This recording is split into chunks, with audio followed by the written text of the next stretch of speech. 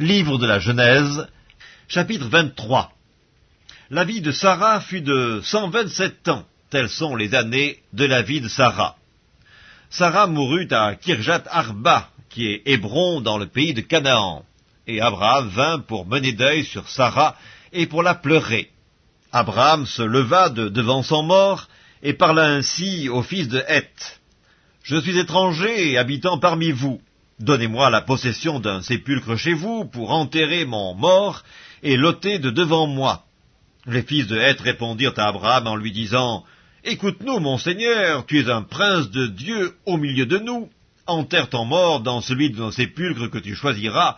Aucun de nous ne te refusera son sépulcre pour enterrer ton mort. » Abraham se leva et se prosterna devant le peuple du pays, devant les fils de Heth.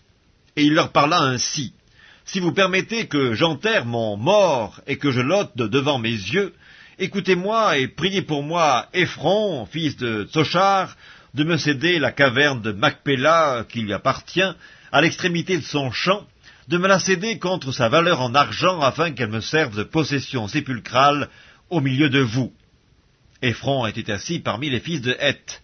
Et Ephron, le Héthien, répondit à Abraham, en présence des fils de Heth et de tous ceux qui entraient par la porte de sa ville, « Non, mon Seigneur, écoute-moi. Je te donne le champ et je te donne la caverne qui s'y trouve.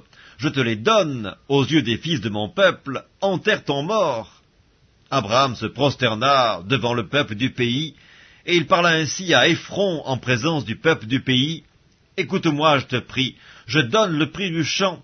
Accepte-le de moi, et j'y enterrerai mon mort. » Et Ephron répondit à Abraham en lui disant, « Mon Seigneur, écoute-moi. Une terre de 400 cycles d'argent, qu'est-ce que cela entre moi et toi? Enterre ton mort. » Abraham comprit Ephron. Et Abraham pesa à Ephron l'argent qu'il avait dit en présence des fils de Heth, 400 cycles d'argent ayant cours chez le marchand. Le champ d'Ephron à Macpéla vis-à-vis de Mamré, le champ et la caverne qui s'y trouvent, et tous les arbres qui sont dans le champ et dans toutes ses limites alentour, devinrent ainsi la propriété d'Abraham aux yeux des fils de Heth et de tous ceux qui entraient par la porte de sa ville. Après cela, Abraham enterra Sarah, sa femme, dans la caverne du champ de Macpéla vis-à-vis de Mamré, qui est Hébron, dans le pays de Canaan.